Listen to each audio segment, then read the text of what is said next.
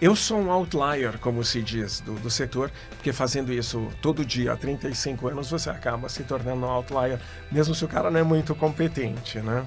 Você ouve agora o IPOcast, o podcast do IPO Brasil. O IPO é uma comunidade global de executivos e empreendedores extraordinários com mais de 30 mil membros no mundo. Aqui, toda semana você conhece uma nova história de vida e carreira dos nossos membros. Este episódio é em parceria com o Exame e patrocinado pelo Grupo Boticário, Comerc Energia e Copenhagen.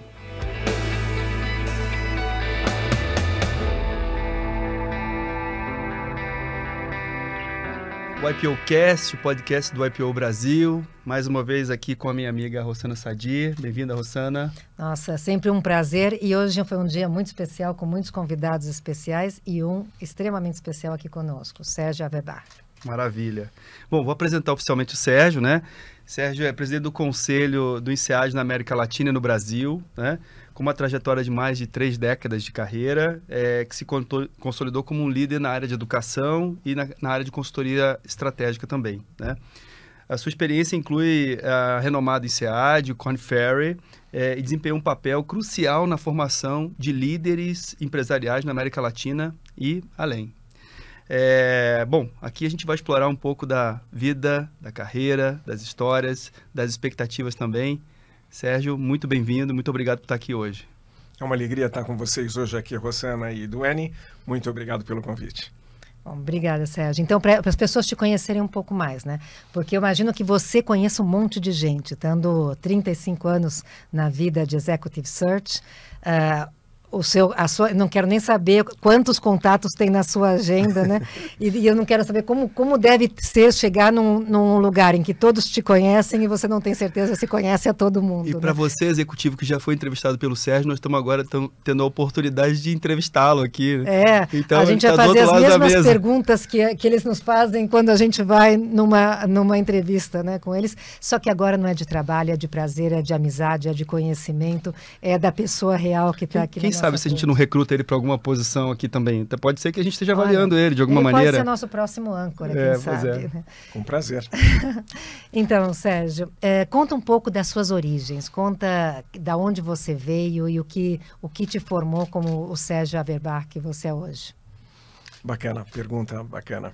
Eu sou um de 4 filhos, um de 4 irmãos. Eu sou o terceiro filho sanduíche. E tenho a síndrome do filho sanduíche. A síndrome do patinho feio.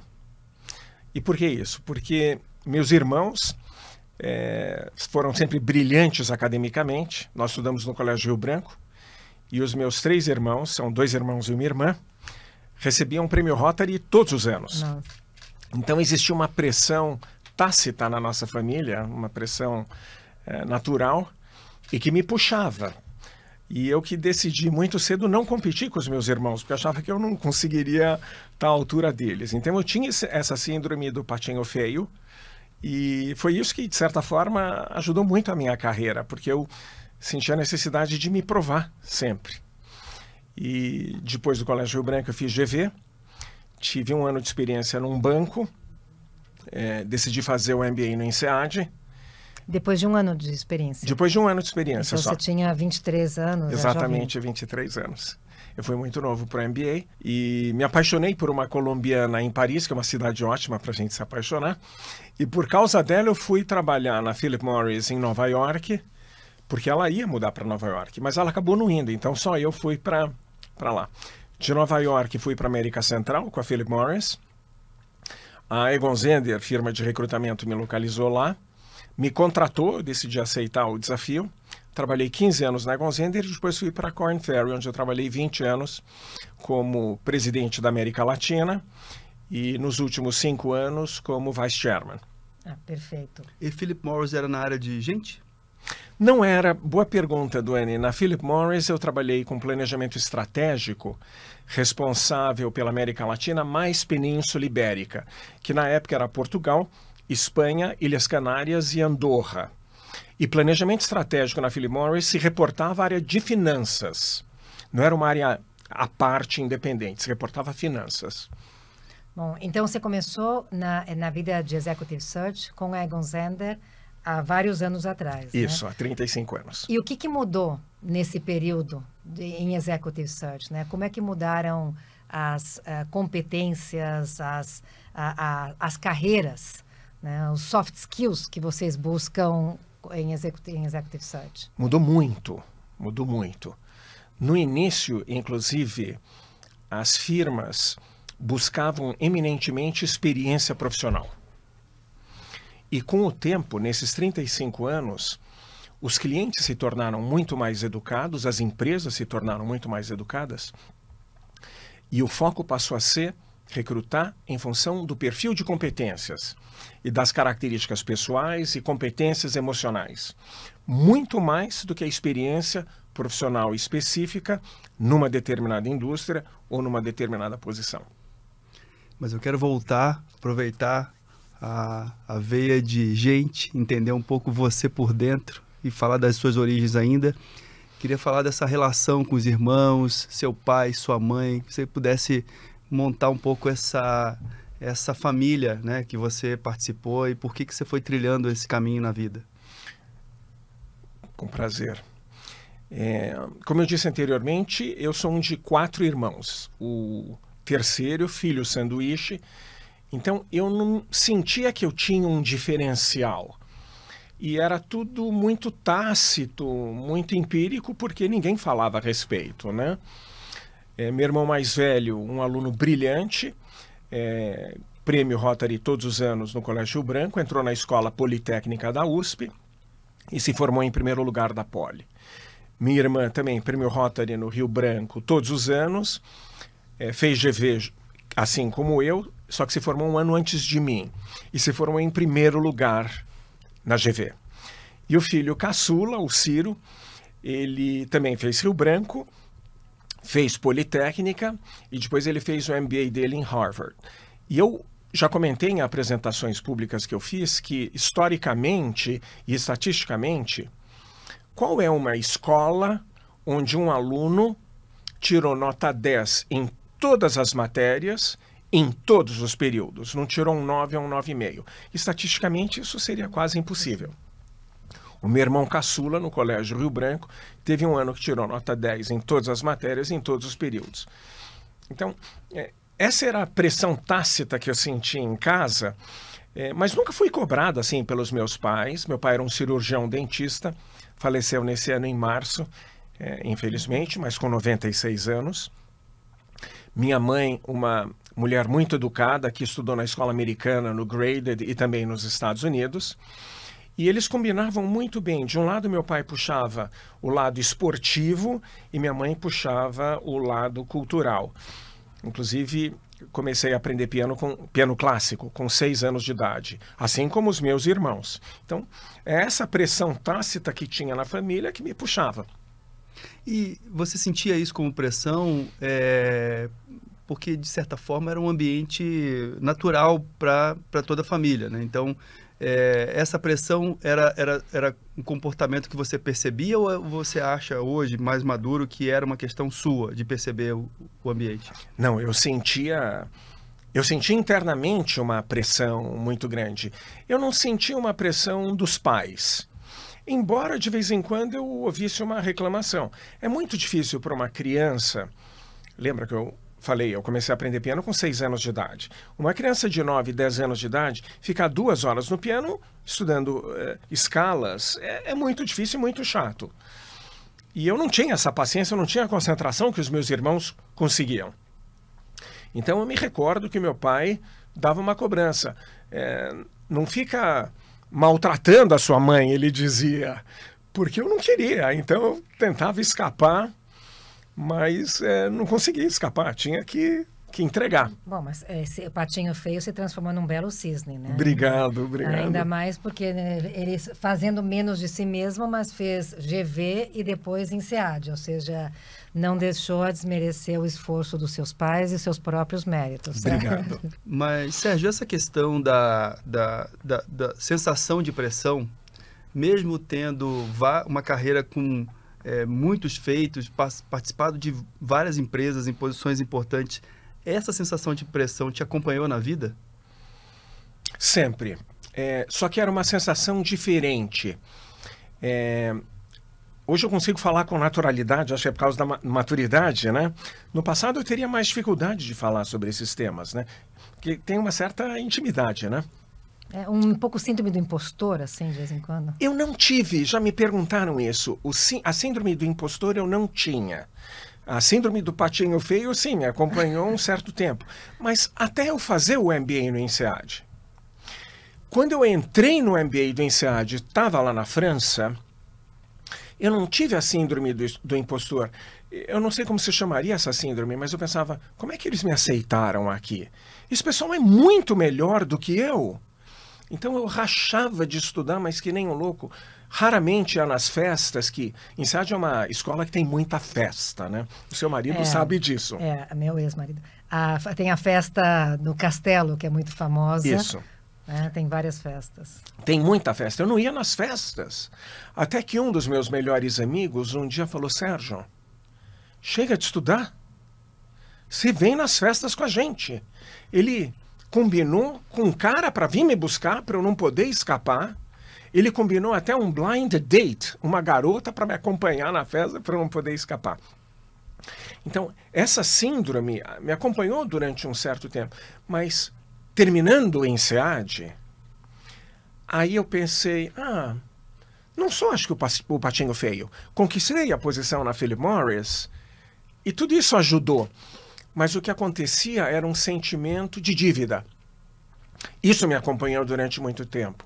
Será que eu estou entregando tudo que eu deveria estar entregando? Entregando para quem? De resultado. Mas então para a empresa, não para os seus pais ou para você mesmo, que às vezes como é que... Talvez inconscientemente para os pais, para os avós também. Meu avô era um grande empresário, presidente do conselho de administração de uma empresa que ele fundou no Brasil e criou, Vigorelli, que era um grupo diversificado. Agora que vocês estão perguntando, eu estou me dando conta, né? Realizing, como a gente diz em inglês. Você tinha muita gente para se espelhar, né? Me provaste que para o meu avô, principalmente, eu não sou pior do que os meus irmãos, que vocês sempre elogiaram, etc. Olha só, eu também consigo. Mas foi muito difícil. Morar em Nova York sozinho e na América Central foi uma experiência muito rica, mas muito difícil para mim. Porque eu sentia muita falta dos amigos. Nós brasileiros somos muito próximos da família e dos amigos. Eu sentia muita saudade.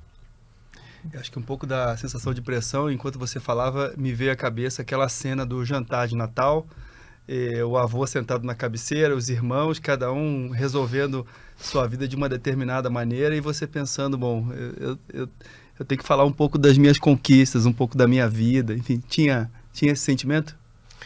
A gente não falava, é muito interessante, nós não falávamos sobre isso. E nós não falávamos sobre performance individual, não falávamos sobre os negócios da família. Não se fala culturalmente, não se pode falar, mas tacitamente nós tínhamos que entregar. Bom, e você contou da Philip Morris, da Korn Ferry, da Egon Zehnder, né? Conta um pouco dessa sua trajetória de crescimento profissional também. Como eu compartilhei com vocês, eu tinha um sentimento de dívida, né? Será que eu entreguei tudo que eu tinha que entregar? Sempre fazendo aquele esforço extra. Então, não era um cara assim, poxa, esse cara é realmente muito bom, brilhante. Era na base do esforço, né? Suor e lágrimas, né? E em Nova York, e depois na América Central, a Egon Zehnder me localizou, e num primeiro momento, eu era muito jovem, então eu não conhecia esse setor de recrutamento. E eles te buscaram justamente para já entrar na Egon Zehnder? Não foi participar de um processo? Não, foi para trabalhar na Egon Zehnder.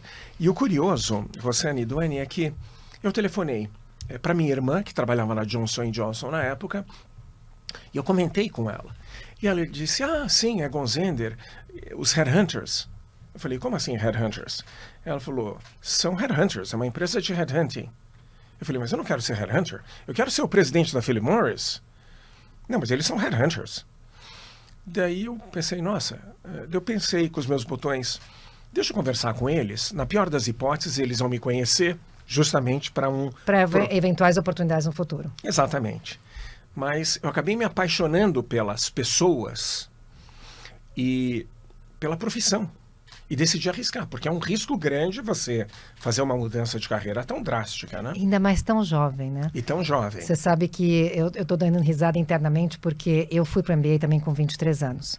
Voltei do MBA e um ano depois fui para a McKinsey e a Korn Ferry me buscou na McKinsey. Olha. Aos 25, para uma posição no mercado que eu acabei assumindo. Mas no meio do processo me fizeram a proposta para ir trabalhar na Korn Ferry. Eu tinha 25 para 26 anos e eu falava assim, mas começar minha carreira como Executive Search aos 26 anos, talvez no meio para o final da carreira, né? Então eu tive essa dúvida interna e eu quando você falou, me espelhei. Poxa, você tinha 27, 28 e então parar uma carreira que começou como executivo e ir para um setor que é diferente. Exige hora de voo, né? Que é diferente, né? Você nunca me contou isso, Rossana, eu não sabia. A gente guarda os nossos segredos para os momentos corretos. Mas um ponto importante naquela época, e que serve de lição e de exemplo para o público jovem, né, que assiste vocês e que nos assiste, é que quando a gente corre esses riscos no início da carreira, você consegue reposicionar. O difícil é quando a gente já consolidou a carreira numa determinada indústria, num determinado setor. O indivíduo tem que ter uma capacidade, uma competência de comunicação excelente para mostrar que consegue transferir aquela competência para um outro setor ou para uma outra posição, né? Sérgio, você viu na Ergozender uma possibilidade de mudança de carreira e assumiu riscos para fazer isso. Só que a Ergozender também assumiu um risco com você, porque você era uma pessoa muito jovem. E eu queria que você dissesse assim, o que a Ergozender viu em você que fez a empresa dar aquele passo de te contratar? Eu lembro bem, o Egon sempre foi uma inspiração para mim. Ele foi um indivíduo, assim, um líder, faleceu durante a pandemia, fiquei muito triste, e quando ele se aposentou e praticamente saiu da Ergozender, e saiu, né, porque se aposentou, era uma regra da firma, foi aí que eu senti que era o momento de eu ir para uma outra fase. E olha que experiência incrível. Era protocolo da firma, na época, que cada candidato, independentemente da idade, passaria por muitas entrevistas. Muitas, quando eu digo, são 12, 15, 20 entrevistas, em diversas cidades. Eu, quando cheguei em Zurich, no escritório dele, para ser entrevistado por ele, primeira entrevista com ele. Nossa. De todos os consultores da Ergozender lá em Zurich, ele veio me buscar, me deu um abraço e me perguntou, Sérgio, como foi seu voo com a Varig? Chegou bem? Olha, ele se preocupou Você uma pessoa jovem, com o fundador da empresa. E olha a consideração, entramos na sala dele, que na época tinha a mesa que ele trabalhava e tinha uma mesa de reuniões bem grande, de um boardroom, eu diria, dentro da sala dele. E na cabeceira, obviamente, quem senta? Ele. Lembra, eu tinha 20 e tantos anos, né? Ele chegou e falou, Sérgio, senta aqui, assim você fica com a melhor vista. Aqui significava na cadeira dele. Olha a gentileza. E passando por tantas entrevistas, isso ajuda os entrevistadores a assegurarem que você tem o perfil correto. Isso ajuda o candidato a refletir se é o que ele quer. E essa foi uma das coisas que eu levei para a Korn Ferry. Fazendo os consultores, como a gente chama, principals e partners, que é o nível mais sênior, passarem por diversas entrevistas. Porque isso ajuda o candidato a amadurecer a ideia. E aí os consultores trocam ideias entre si, escrevem um relatório e aí chega a ser uma conclusão. Então, eles chegaram à conclusão e compartilharam isso comigo. Isso deu uma segurança muito grande, né? Respondi a tua pergunta, Duane? Eu acho que sim. No aspecto, qual é a posição que você foi ocupar nessa ida?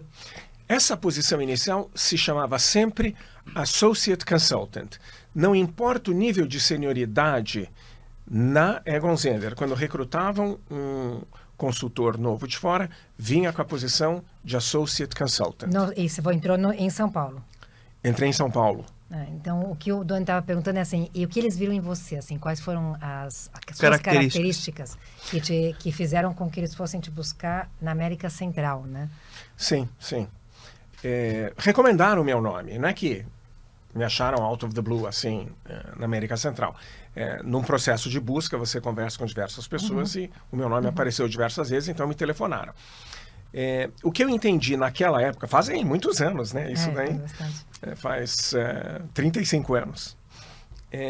E o que eu me recordo que eles me falaram foi a capacidade de comunicação ajudou muito, muita clareza na comunicação, potencial de crescimento dentro da organização, visão estratégica, a capacidade de fazer as perguntas corretas, como vocês estão fazendo, para entender a necessidade das empresas clientes e depois traduzir essas necessidades num repertório que seriam as soluções que a firma oferece. Olha, não mudou nada. Não mudou nada, né? Então a gente estava até falando da diferença de competências, essas são muitas das competências ainda bastante importantes, não importa a idade, né? É verdade. Nas últimas pesquisas que eu tenho estudado, que as minhas equipes têm feito, você tem razão. Comunicação é sempre uma competência crítica. Agora, novas competências apareceram, né? Principalmente nesses últimos 35 anos, novas competências apareceram. Como, por exemplo, a capacidade de criar o novo e o diferente, que é a gestão da inovação. Há 35 anos isso era menos importante. Talvez até visto como algo onde se dedicava tempo sem resultado no momento do passado, e hoje uma competência essencial porque as coisas mudam tão rapidamente e alguém que se adapta com facilidade consegue lidar com isso melhor, né? Exatamente. E você ficou 15 anos então na Egon Zehnder. Como é que foi essa jornada de 15 anos? Comecei, como eu falei para vocês, como Associate Consultant, executando projetos e um volume crescendo cada vez mais. Depois de alguns anos fui promovido ao que se chama de Principal e depois de alguns anos fui promovido ao que se chama de Senior Partner. E naquela época, e ainda isso é uma característica da indústria desse setor, os consultores que têm um perfil de liderança assumem responsabilidade por verticais. E, tipicamente, existem 5 verticais, né? As verticais são produtos de consumo, toda a cadeia de consumo, varejo, mídia, entretenimento, publicidade, a cadeia de saúde, ciências da vida, indústria farmacêutica, hospitais, etc. Tecnologia, telecom, software, hardware, tudo relacionado à tecnologia. Indústria, as grandes indústrias, e serviços financeiros, bancos, seguradoras, etc. E eu assumi a responsabilidade por 2 verticais. A vertical de produtos de consumo, varejo, mídia, entretenimento, publicidade, e a vertical de saúde, ciências da vida, indústria farmacêutica, hospitais, etc. Na Egon Zehnder eu não cheguei a assumir a responsabilidade pela liderança do negócio. E isso é um paradoxo. Foi uma firma externa que viu o potencial, no caso a Korn Ferry, e tentou me levar durante 10 anos, não todo ano, mas fez 4 approaches, 4 abordagens, né, para me levar. E eu resisti às 3 primeiras, mas na 4ª o presidente mundial falou: Sérgio, nós queremos você, não precisa trazer nada, mas nós queremos você. Venha como presidente América Latina com carta branca. Opa. Aí eu não resisti ao canto da sereia e fui. E como é que foi essa trajetória, né, na Korn Ferry? Assim, o que você comentou que você levou para a Korn Ferry, por exemplo, a metodologia de passar por várias entrevistas, né? Então, o que mais você trouxe ou desenvolveu na Korn Ferry? Como é que ela era e como é que ela ficou depois desses, 20 anos? 20 anos. Opa. Boa pergunta, Rosana, e obrigado por essa pergunta. Pergunta difícil. É sempre bom, a gente reflete na hora, assim, né? Da próxima vez eu vou pedir para vocês me mandarem as perguntas antes. Não, tem que ser espontâneo. O que eu levei? Eu levei essa abordagem, assegurando que os recrutamentos dos talentos fossem feitos em processos muito participativos. E tipicamente na Korn Ferry não era assim. O que significa que eu tive que quebrar resistências. Eu sofri muita pressão no início do meu líder imediato, que era o presidente mundial. Ele dizia: Sérgio, recruta de concorrente que é operacional mais rápido, se torna produtivo mais rápido. Mas eu tinha uma crença, e eu ainda acredito nisso, de que pessoas que vêm do mesmo setor, elas vêm com uma referência. E eu queria oxigenar a organização. Então, 70% dos novos talentos que eu trouxe de fora vinham de outras experiências totalmente diferentes. Não vinha ninguém de recrutamento. A segunda diferença, a segunda coisa que eu trouxe de inovação, eu diria, e que foi também quebrando resistências, isso foi em 2002. Se vocês se recordam, 2002 foi um ano de crise mundial. Foi o ano do apagão, né? 2001 foi o ano do apagão, teve crise energética, tudo. Então. Teve um problema nas empresas de tecnologia naquela ocasião também, o boom do ano 2000. Das .com daquela ocasião. A bolha da internet. Bolha da internet.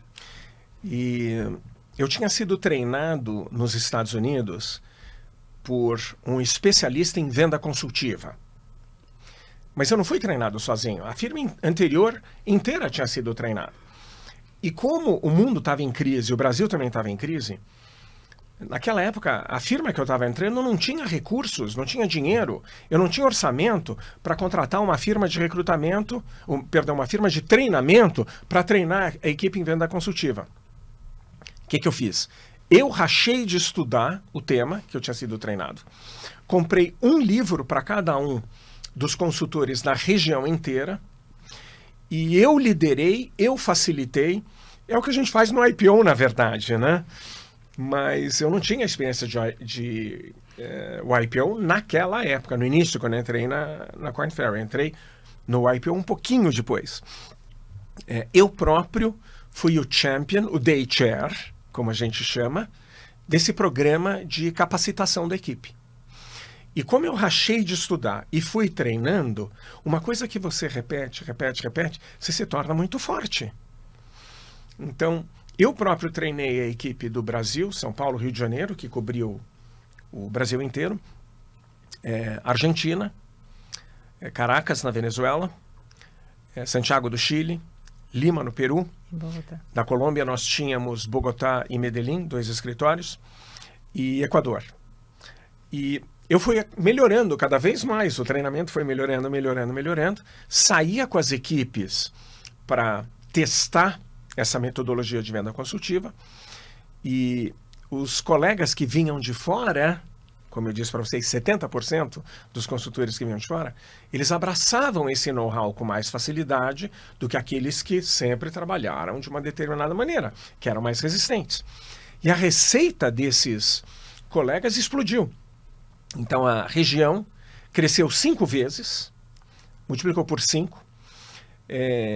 A receita por consultor multiplicou por mais de 4 vezes. No primeiro ano, a firma estava apresentando prejuízo, como eu mencionei para vocês, é um ano de crise. Logo no primeiro ano, atingimos break-even e depois teve esse crescimento exponencial. E o presidente mundial me pediu para fazer 2 apresentações para o Conselho de Administração, porque eles olharam, o que está acontecendo aí na América Latina com esses resultados, né? E foi uma experiência maravilhosa também fazer a apresentação para o Conselho de Administração com o coração na boca, né? Imagina, né? Você muda a metodologia da empresa inteira, então a pressão de chegar lá e dizer o que você estava fazendo, quando ninguém estava nem olhando, tudo bem, mas aí você ia ter que expor, e isso deve ter impactado também na própria metodologia da Korn Ferry a partir daí, né? Sim, sim. Então isso foi uma alegria muito grande, foram inovações. E esse estilo participativo é muito interessante, os estudos mostram isso também, que acho que é um outro elemento interessante para compartilhar com vocês. As pesquisas mostram que os CEOs que trazem maior resultado, constroem mais valor para o acionista mais rapidamente, eles têm um estilo muito participativo. Ao invés de mandar fazer, eles perguntam. E se eles têm uma visão, eles apresentam a visão e testam. O que vocês acham? Mas não obrigam goela abaixo a fazer. E eu descobri naturalmente que eu tinha essas características. Era parte do DNA natural, não era forçado. Tanto é que eu perguntei para o presidente mundial na época, depois que me recrutou, por que você me recrutou? Eu não tinha essa experiência, era um pulo grande de um senior partner, mas que nunca gerenciou um negócio, para presidente para a América Latina. América Latina inteira. De uma vez. O risco era muito elevado. E ele disse, tem uma expressão em inglês, né? Sabe, Sérgio, faz quack que nem um patinho. Anda que nem um patinho. Parece um patinho. É um patinho, sabe? Walks like a duck, quacks like a duck, looks like a duck. It's a duck. Ele falou, você tem o DNA de um CEO, mesmo sem ter tido a experiência. E a firma foi muito bacana. Eu tinha anjos da guarda que me assopravam no ouvido, Sérgio, é importante fazer isso, é importante fazer aquilo. Mesmo da matriz, isso ajudou também. Perfeito. E falando um pouco dos bastidores dessa primeira posição como CEO de verdade, foi a primeira vez. Quais eram os sentimentos ali envolvidos, né, na trajetória? Uma vez que a decisão foi tomada, você comentou um pouco que no primeiro momento, quando você quis levar um pouco do modelo de negócio, ou do jeito de fazer, num primeiro momento chocou a companhia sentiu a diferença, mas, de certa forma, você confiou no que você tinha, na tua intuição naquele momento. Como é que foi essa trajetória de bastidor? O que você sentiu na hora de passar o bastão de uma empresa para outra e até ter a certeza de que você estava no caminho certo, porque leva um tempo, né? Sim, você tem razão. Eu senti a pressão. Saindo de uma firma de capital fechado para uma firma de capital aberto, com ações em bolsa, onde os resultados trimestrais que contam. E a pressão era explícita, a pressão não era tácita como tinha sido durante a minha infância e adolescência. A pressão é clara, tem que entregar os resultados e rapidamente. A cada quarto, né? Cada trimestre, exatamente. Então, eu sentia essa pressão bastante forte. E eu também já carregava internamente que é uma marca que cada um tem a sua marca. Um tem a síndrome do impostor, o outro tem a síndrome do patinho feio, como eu, e assim por diante, né? Mas eu sentia aquilo que eu falei para vocês, o sentimento de dívida, lembra lá no início da conversa? Preciso me esforçar mais, preciso entregar mais. Será que eu estou entregando o que eu deveria estar entregando? Será que eu estou atendendo às expectativas? Pedir feedback é muito importante. Então eu pedi feedback. E para mim é muito doloroso receber feedback negativo. Não quero dizer que seja fácil, não. Para mim doía muito ouvir quando eu estava falhando em alguma dimensão. Um exemplo importante, quer ver? Pouco tempo depois que eu entrei na Korn Ferry, acho que 1 ano e pouco depois, recebi um telefonema da RH Mundial. Marcou um horário, era protocolo da firma. Não se telefona de uma vez para o cara, para um outro executivo, num assunto importante. Sérgio, queria bater um papo com você, você tem disponibilidade? Claro, marcamos o horário. E ela, como vai a família, como isso, aquilo, tudo ótimo, tá bem? Sérgio, a firma está muito feliz com o teu trabalho, com os resultados que você está trazendo, com o teu compromisso, o teu engajamento. E a firma gostaria de investir mais em você. Gostaríamos de te convidar para um programa de coaching. Eu aceitei na hora. Muito obrigado. Com o maior prazer. Aceito, muito obrigado. Por 2 razões. Primeira, uma firma americana tipicamente fala a verdade. Então, quer investir em mim? Que bacana. Aceito, com o maior prazer. Programa de coaching que vai demorar de 9 a 12 meses. Segunda razão, se está oferecendo, se está falando, é porque eu preciso. Então é melhor aceitar. Aceitei. E foi um investimento forte que a firma estava fazendo naquele instante. Esse programa de coaching foi entregue na época por uma firma que nós tínhamos comprado. Uma escuderia da Ferrari de coaching que nós tínhamos comprado. Menor que o escritório de São Paulo que eu tinha sob minha liderança dentro da América Latina. E o que a firma fazia é usar a capilaridade mundial de 100 operações espalhadas pelo mundo para pegar aquele know-how daquela escuderia da Ferrari em coaching e gerar um efeito multiplicador. Então, que privilégio, não é? Inclusive, você poderia conhecer melhor os serviços para multiplicar dentro da América Latina. Perfeito. Né? Então, e conhecer... você como cliente e fornecedor. Fantástico, né? Só que um programa de coaching começa com um assessment. E no assessment, você recebe um feedback. E no feedback, eles não ficam só colocando você lá para cima, né? São coisas que você tem que mudar o teu comportamento. Coisas que você tem que parar de fazer. Coisas que você tem que começar a fazer. E continuar a fazer. E continuar a fazer é o que você já faz bem. Então, a sensação multiplicada pela síndrome do patinho feio de ter uma dívida, eu me senti no mundo abissal, lá embaixo. Mas por quê? Porque, na verdade, você devia ter programas assim, de feedback contínuo, avaliação de performance. E, estando numa empresa de assessment e executive search, você também não fazia muitos assessments? Eu tenho uma pasta que eu devo ter uns 20 assessments ao longo da minha carreira. Assim. Tinha sim. Mas esse programa de coaching em particular... Era muito... O grau de transparência, Rosana... O grau de clareza do feedback, sem filtros, para você entender o que você tem que melhorar. Nossa, tem que ter coragem. A ponto de... Eles já tinham me preparado para isso, eram especialistas, caras realmente bárbaros. Certo, você vai receber o feedback, você se prepara, é uma experiência forte, você tem que levar tudo with a grain of salt. Você tem que dar um desconto. Então eles me prepararam. Mas na hora que eu recebi o feedback, não é só lendo, eles me passando, eu pensei, eu vou sair dessa firma. Eu não sirvo para isso. Não, e a gente, quando recebe um assessment, tem mais tendência a se prender nos defeitos do que nas qualidades. As qualidades a gente fala, tudo bem, isso aqui tá bom. Nossa, mas esse defeito, como é que eu vou viver com esse? Né? A gente take for granted, né? A gente assume que a qualidade tem que estar aí, mas o defeito nos bota para fora. Né? Exatamente, Rosana, exatamente.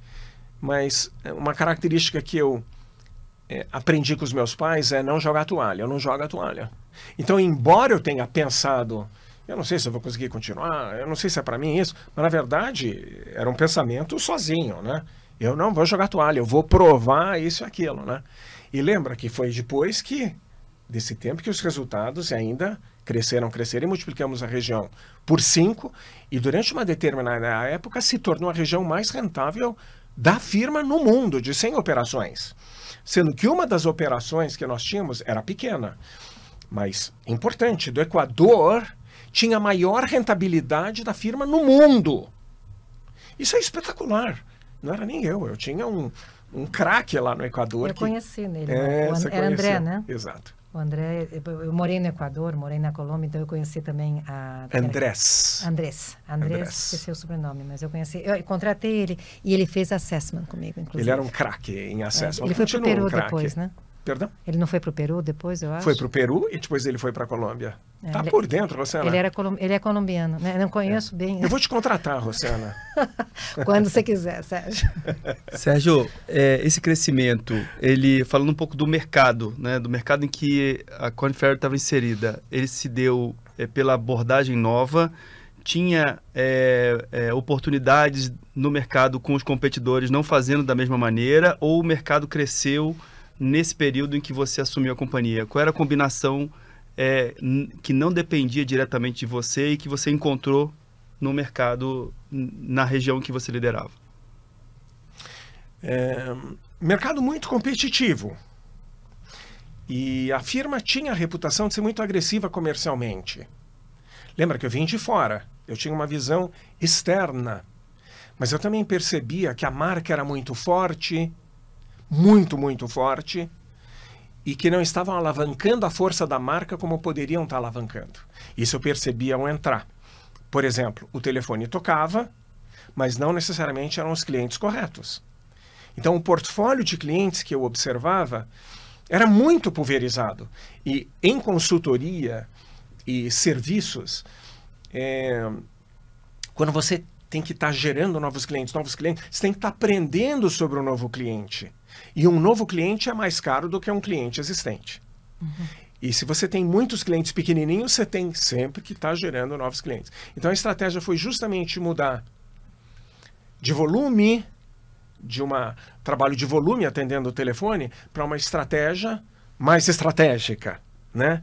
De ir nos clientes que a gente deveria desenvolver com uma abordagem consultiva.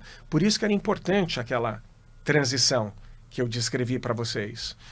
Eu percebia que os concorrentes não dominavam isso. Mas eram boas firmas, bons consultores.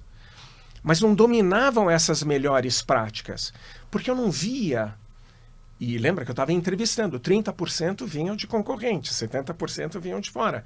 Então eu entrevistava consultores de todos os concorrentes. E nesse processo de entrevistas a gente sempre aprende muito sobre o que estão fazendo. Não se fala sobre questões confidenciais, mas sobre o que cada um está fazendo e você consegue... tendências, está indo bem, está indo mal. Exatamente. E estávamos saindo de um ano de crise forte, 2002. Mas a crise a gente sabe que não é eterna, né? São os ciclos, né? Uhum.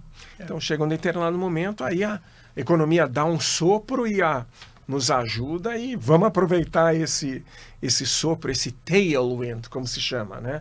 Esse vento que está batendo atrás do avião para ele andar mais rápido, versus um ano de crise que você tem headwind, né? O vento ao contrário. Mas para a área de serviços, os anos de crise são importantes porque você tem quem aloca os recursos, repensa a forma de alocar recursos. E para todo tipo de serviço, porque teoricamente a barreira de entrada de um competidor é baixa em serviço, assim como a barreira de saída, né? Você pode perder um cliente muito rapidamente. E quando você está se questionando e nesse momento você avalia que você pode ter serviços melhores, de uma maneira diferente, etc., a sua antena está mais pronta para captar coisas novas. Talvez tenha sido também uma outra oportunidade, uma soma, né, de um momento pós-crise com uma metodologia de foco em grandes clientes, né, de diminuir a quantidade e aumentar a concentração. Isso. E você percebeu isso e foi em frente. Sim. Tem mais dois elementos que foram fundamentais. Quando eu entrei na profissão, eu lembro que um partner, um sócio muito sênior da firma anterior, disse: essa é uma profissão, uma indústria muito interessante, porque não tem crise. Eu falei, como não tem crise? Porque mesmo nos períodos difíceis, como você estava falando, Dani, as empresas precisam fazer mudanças. Faz sentido, eu pensei. Sinceramente, na minha visão, isso não é verdade. Eu ouvi sempre isso, né? Que nos períodos difíceis se trocam os executivos e nos períodos de bonança se aumenta a base. Não é verdade. Enfim, vamos... empiricamente, acho que intuitivamente a gente entende isso. Você cresce muito mais quando está todo mundo crescendo. Sem dúvida, você precisa de mais gente. Exato. Em período de crise, está todo mundo segurando. Está preocupado com gasto. Então... Sim, em períodos de crise é uma indústria muito difícil também, não é fácil não. Esse é o primeiro ponto. O segundo ponto, e que passou a ser um lema para mim, melhores práticas. Melhores práticas, por definição, trazem mais resultados do que práticas comuns. Então, quais são as melhores práticas? Vamos clarificar as melhores práticas e vamos capacitar as pessoas nas melhores práticas. Vamos treinar, vamos ajudar uns aos outros nas melhores práticas. Se você é mais forte do que eu nisso, vem comigo. Se eu sou mais forte do que você naquilo, te apoio naquilo. Vamos gerar um efeito multiplicador sempre com best practices, melhores práticas. E isso também ajudou a fazer os resultados decolarem. Perfeito. E conta um pouco da sua trajetória com o INSEAD, né? Porque o INSEAD não foi só o MBA, o INSEAD foi também parte da sua carreira e você acabou fazendo também carreira no INSEAD, sendo um elemento importante, né? De coesão Brasil e faculdade e depois dentro do próprio board da faculdade, né? Conta um pouco dessa trajetória. Eu me formei muito novo no INSEAD, né? Então, no início eu me informei e fui trabalhar e aquilo que eu descrevi para vocês, trabalhando duro, né? Anos depois,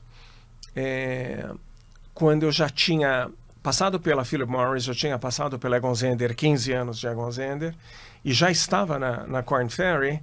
O dean da escola fez uma visita no Brasil e ele me convidou e me pediu: Sérgio, você aceitaria assumir o papel como chairman de um board para o Brasil e para a América Latina, que são mercados importantes para a INSEAD, mas você tem que compor o board. Não é só você vai sentar lá e vai estar assumindo. Você tem que compor. E eu perguntei para ele: quais são os seus objetivos? Né? Por que você quer fazer isso? E ele explicou que essa era a estratégia de INSEAD globalmente. Em todos os países importantes, INSEAD constituía um board, um conselho, e não necessariamente de ex-alunos. Eu, na verdade, era uma exceção à regra. Nesse conselho, acho que só tínhamos 2, mais um e eu. O objetivo não era uma associação de ex-alunos. O objetivo era capturar os insights de expoentes dos diferentes países, das diferentes regiões, capturar esses insights para passar para a INSEAD conseguir fazer tailor-made programas espetaculares. Porque eu me recordo que você acompanhou isso de maneira próxima, Rosana. INSEAD é a escola mais internacional do mundo. Ela nasceu assim. E foi uma das razões que eu decidi fazer. Eu me recordo que quando eu estava fazendo o application, eu tinha escolhido Harvard, Stanford e INSEAD. E apareceu na época um programa na TV Cultura, A Era da Incerteza, chamava-se o programa, com John Kenneth Galbraith, canadense, economista e sociólogo. E ele antecipava as tendências mundiais. Nós estamos falando desde a década de 80. Ele dizia: o mundo vai ser dominado no futuro pelas grandes multinacionais, pelas empresas globais. Ele dizia isso. E ele dava alguns exemplos das empresas globais. Era um futurista. Era um futurista. E ele disse: e no mundo só existe uma escola de pós-graduação que nasceu e é verdadeiramente global. E ele falou em INSEAD. Opa! É uma das 3 que eu escolhi, legal. Aí eu fui conversando com diversas pessoas que tinham feito Harvard, Stanford e INSEAD, e eu percebi uma paixão nos ex-alunos. E aí eu decidi fazer INSEAD. Mas voltando à sua pergunta, né? Aceitei o desafio que o Dean me passou, constituímos esse board. Cada vez que vem para o Brasil professores ou líderes de INSEAD, a gente faz uma reunião de board e aí fazemos a la YPO novamente. Isso eu aprendi no YPO, muito participativa, uma apresentação curta e depois um debate entre os participantes. E reuniões em Fontainebleau, onde a gente traz esses insights. E os membros desse board estão convidados para participar dessas reuniões também. É muito raro os membros locais conseguirem estar presentes, mas de vez em quando isso acontece. Perfeito. E olhando desse ponto de vista, assim, Executive Search e essa parte de educação que você esteve muito presente dos 2 lados, né?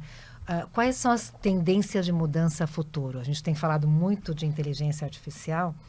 E eu pessoalmente acho que a educação tem que ser completamente reescrita, né, a partir das necessidades que a gente vai ter que ter no futuro, inclusive de gestão. Então, como é que essas novas tendências têm impactado como vocês operam em Executive Search, o que vocês buscam e a educação que vai ter que fundamentar tudo isso? É interessante essa colocação que você está fazendo, Rosana, porque o que eu tenho observado é que as firmas de recrutamento, as firmas de Executive Search em geral, elas não têm se renovado ao longo dessas 3 décadas com instrumentos que você pense, uau! Como um Tinder, né? Inclusive, quando surgiu o LinkedIn, que ameaça para a indústria, não? Porque as pessoas podem fazer contato diretamente, localizar, mas na verdade as firmas de recrutamento passaram a utilizar muito o LinkedIn para o processo de sourcing, como se diz, de candidatos. A chave está na avaliação, né? Na avaliação das pessoas, em assegurar o fit, assegurar que os candidatos vão conseguir entregar o que precisa ser entregue. E a inteligência artificial vai conseguir entregar isso.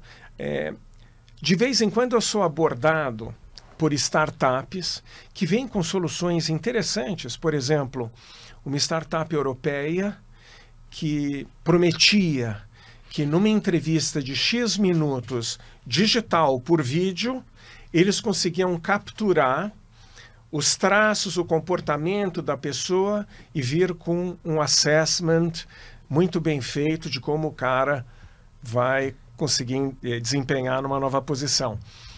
Ainda não chegamos lá, mas eu acredito que no futuro a gente vai chegar sim. Sérgio, entrando na avaliação das pessoas, né? Você passou por isso a sua vida inteira e com certeza, se você já tinha uma capacidade de perceber, ela foi se treinando ao longo do tempo, né? Assim, para avaliar a autenticidade de um executivo e distinguir o que é uma projeção de imagem dele de um comportamento genuíno, como é que você faz? Que bacana essa tua pergunta. Muito bacana. Eu sou um outlier, como se diz, do setor, porque fazendo isso todo dia há 35 anos, você acaba se tornando um outlier, mesmo se o cara não é muito competente, né?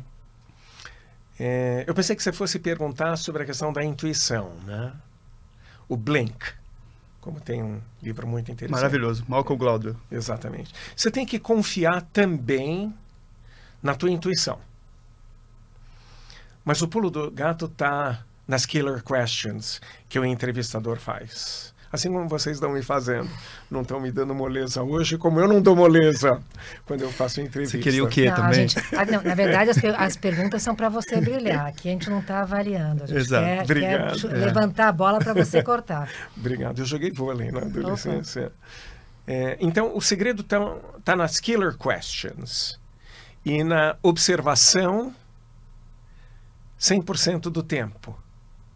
E na não reação do entrevistador. Ou a reação cuidadosa para não influenciar o outro lado.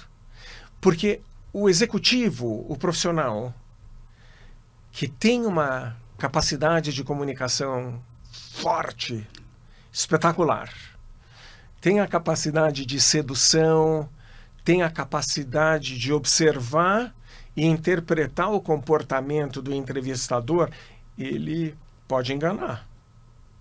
E vou ser sincero para vocês, com toda a minha experiência, eu também já errei. Já fui enganado. Mas resumindo a resposta para a tua pergunta, Duane, está em fazer as killer questions, saber fazer as perguntas de follow-up para aprofundar os temas críticos da resposta do cara, ou da mulher, se for uma candidata mulher, para ver se tem real profundidade a resposta, se é verdadeira, ou se é espuma, se é... Tem um outro segredo, um outro truque. Tô morrendo para saber as killer questions. Espero que depois ele conte pra gente. Depois eu conto. Não devo contar aqui para não estragar o mercado, né? Vou ferrar com um monte de entrevista que vem pela frente. Pô, esse Sérgio aí entregou. Senão todo mundo vai ser contratado. É que nem o mágico, né? Quando explica os segredos. Aí, né? Perde a graça, aí, não é? Não, aí ele já perde a profissão, né? Perde a profissão, é verdade. Um dos segredos é não focar em perguntas que seja sobre what, o quê. Mas no como? No como. E no porquê, às vezes, também. E no porquê. Porque o como, e na medida que você vai aprofundando, mas me explica melhor como você fez isso. Me explica como você participou dessas reuniões, o seu papel. E isso também em referências. Então, não só na voz da pessoa que está sendo entrevistada, mas em tomadas de referências que o próprio entrevistador vai tirar depois para validar aqueles pontos, se são verdadeiros ou não. Mas você matou a charada. Você não é isso mesmo. É que, na verdade, é o Golden Circle do Simon Sinek, né? Simon Sinek. Simon Sinek, exatamente. Não saiu o nome. É isso. Era o cara, mas só não saiu o nome. Não saiu o nome, mas é esse mesmo. É prima irmão disso, né? No caso do Golden Circle, o why, o porquê, está no centro. É que quanto mais você aprofunda a pergunta, você chega no centro. Sim. Então, acho que se você ficar só rascando a superfície, você fica só no what, né? Quando a gente está falando de nomeação de pessoas, mesmo para conselho de administração, o recrutamento, a nomeação de um presidente de conselho de administração ou de executivos, o why, o porquê, vai refletir os motivos e as motivações da pessoa. Uhum.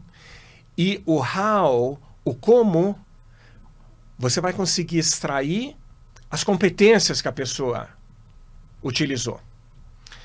E um outro dado interessante é que, para a gente entender o mundo, existem modelos, né? Existem diversos modelos de assessment. Um dos modelos que existe no passado tinha 67 competências. E que foram, para simplificar, para 37. Mas 37 grupos de competências, porque se no total existiam 67. Para o mundo dos negócios, eu quero dizer. É impossível que uma pessoa seja forte nas 67 competências. E não precisa.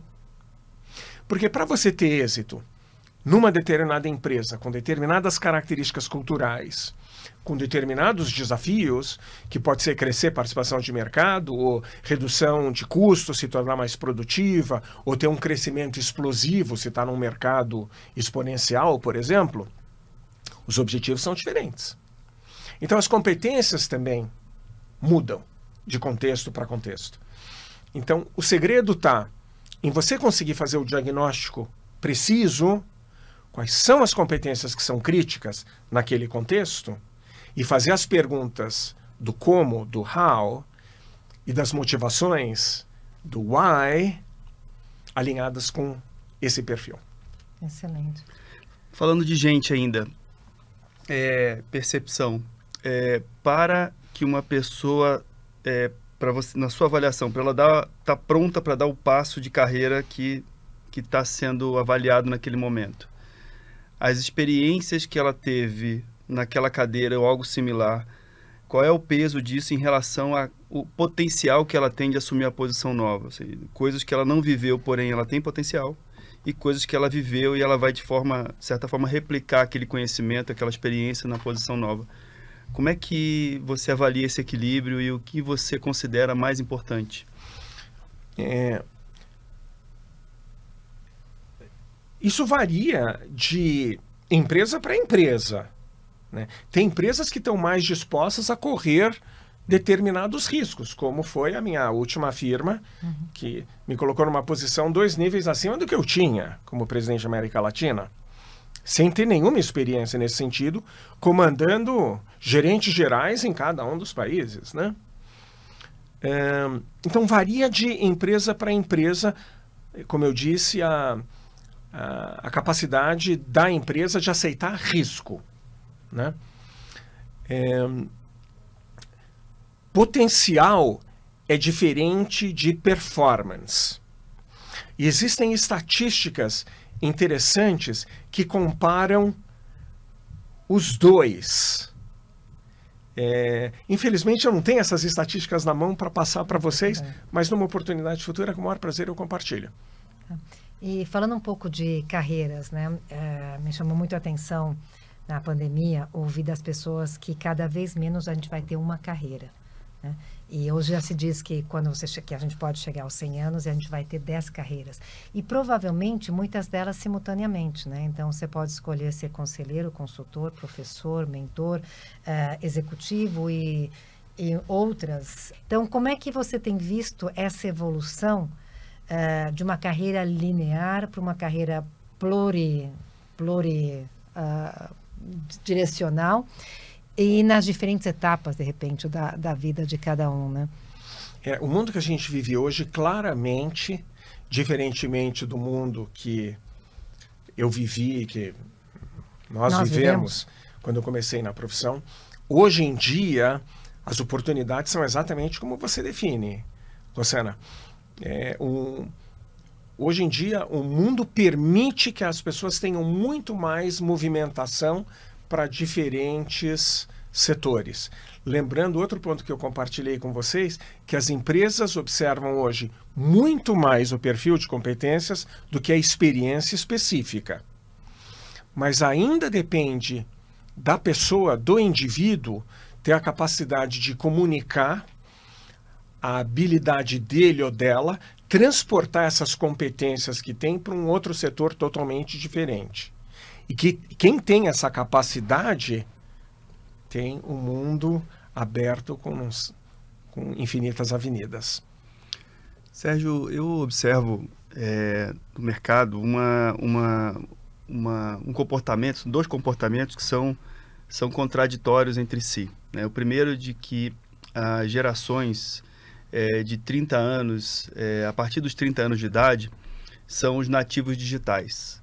E essas pessoas têm mais desafios em conviver com pessoas que são de um mundo onde você não era digital, então praticam, talvez não de forma aberta e clara, um certo etarismo, porque são gerações que viveram a forma de trabalhar de uma maneira muito diferente.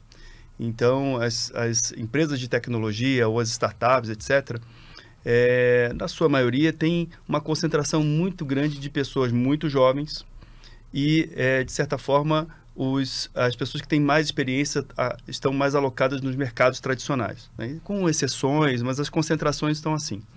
Por outro lado, as carreiras são muito mais longas hoje em dia.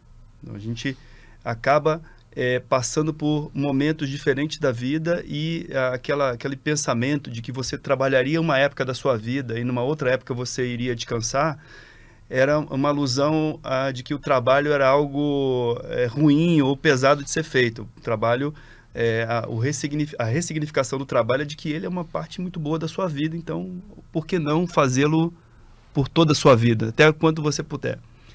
Então, são jovens que muitas vezes não estão tão habituados a trabalharem com faixas etárias diferentes e pessoas experientes que vão trabalhar por muito mais tempo.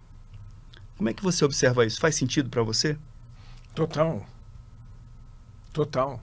O que me vem à cabeça são dois conceitos fundamentais. O primeiro deles é a oportunidade de capitalizar nas diferenças desses dois grandes grupos que você definiu, para justamente conseguir resultados espetaculares. Como? A liderança, as características fundamentais permanecem as mesmas, não mudaram. Participativa, fazer as pessoas se sentirem engajadas. Então, o perfil de liderança, desde o CEO até o nível mais próximo dele, que comanda os diferentes departamentos, como a gente chama o C-Suite, as características essenciais permanecem as mesmas. E, inclusive, são semelhantes no mundo inteiro, inclusive no Brasil. Um parênteses. O Brasil tem uma diferença, uma nuance, que é a flexibilidade. Nós vivemos uma economia volátil há tantas décadas, aprendemos a lidar com mudanças e nos adaptarmos. Então, o brasileiro tende a ser mais flexível do que a média comparado com outras regiões, outros países. O segundo conceito que me vem à cabeça, como fundamental também, é de adiar o prazer, adiar a recompensa, adiar a satisfação, que a gente chama em inglês to delay gratification, que é um dos indicadores de inteligência emocional.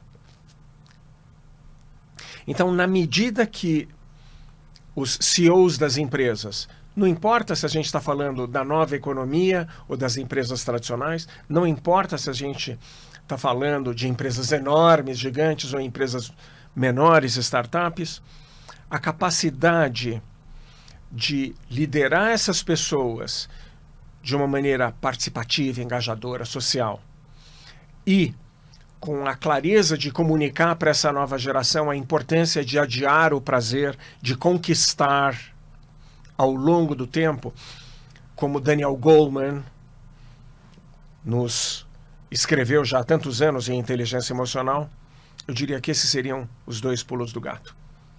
Bom, a gente estava falando de carreira, a gente falou também das questões geracionais, né?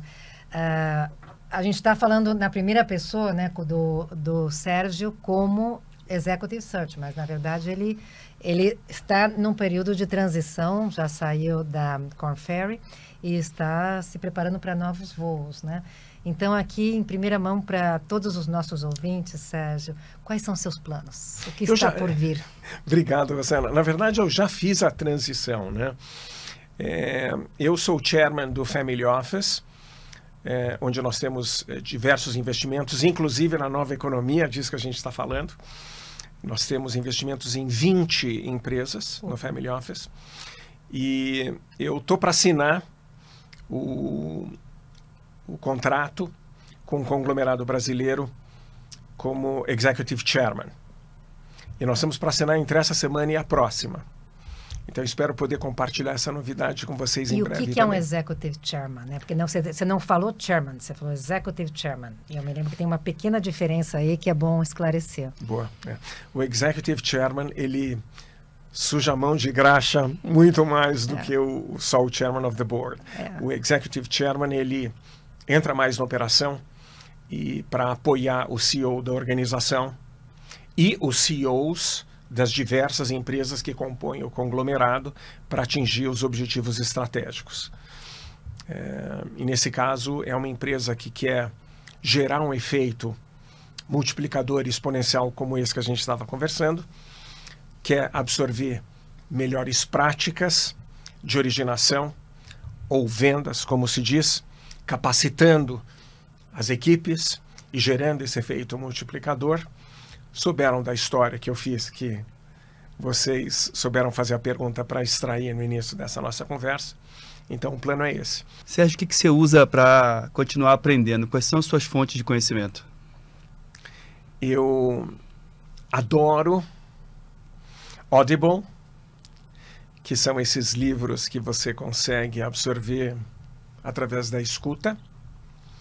Eu recebo sistematicamente conteúdo de última geração das principais universidades do mundo. Um dos nossos colegas de YPO, inclusive, brincou comigo: o que você tem aí atrás de você, Sérgio? Porque tem 2 pastas atrás de mim. Tem uma pasta Harvard, tem uma pasta INSEAD, coincidentemente, né? E um veículo que tem sido espetacular para mim é o YouTube. Olha. O YouTube traz conteúdos assim realmente espetaculares e o algoritmo já filtra para você de uma maneira incrível aqueles temas mais interessantes. O desafio está em você conseguir priorizar o teu tempo para conseguir absorver todo esse conteúdo, né? E ouvir, estudar e ler. E aí, o que o algoritmo traz para você? O que você busca quando você busca esse conhecimento, né? Quais são as palavras-chave, assim?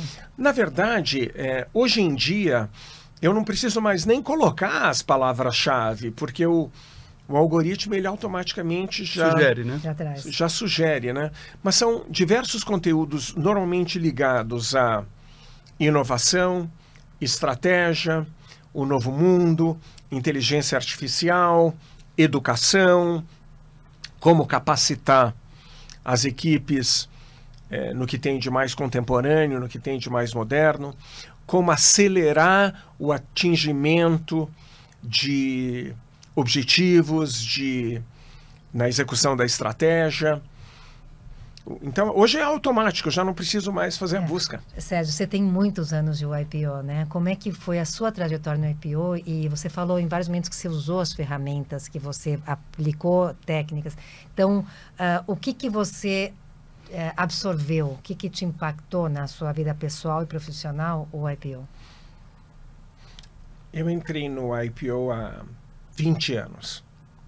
Poucos anos depois que eu entrei, eu percebendo que era uma organização, e é uma organização, onde os próprios membros tomam iniciativas e papéis de liderança para aportar valor para os colegas. E eu me dei conta que isso equivale a um presente numa bandeja de prata de lei que os colegas como vocês estão fazendo, alocando tempo, inteligência, conteúdo para disponibilizar para os colegas. E olha que interessante, lembra daquele conceito que eu compartilhei com vocês no início, a sensação de dívida? Uhum. Eu pensei, eu estou me beneficiando muito disso. Eu sinto necessidade de ajudar a carregar o piano. Então eu tomei a iniciativa, cheguei para um colega, falei, gostava muito dele, achava ele um cara super simpático. Falei para ele, eu sei que você tem um papel de liderança numa das verticais do IPO, eu quero te ajudar. Ele ficou surpreso, falou, nossa, que legal, com o maior prazer, porque geralmente tem que puxar as pessoas, né?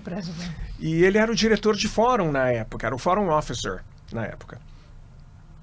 E eu fui, então, o Incoming Forum Officer, foi meu primeiro papel na organização.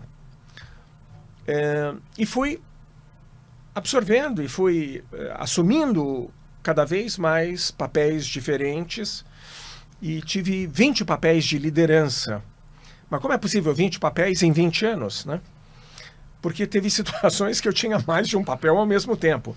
Não na diretoria, porque quando você tem um papel numa área específica de peso do IPO, você não deve ter outro. Mas você pode ser champion de iniciativas, né? Então, começou assim. E hoje eu tenho diversos chapéus, novamente, tanto em liderança, eu sou o Learning Officer do novo capítulo, que é o Brasil Regional Centro-Oeste, a convite do chairman do capítulo, que é um colega meu de fórum. Então ele me pediu e falei, estou com você.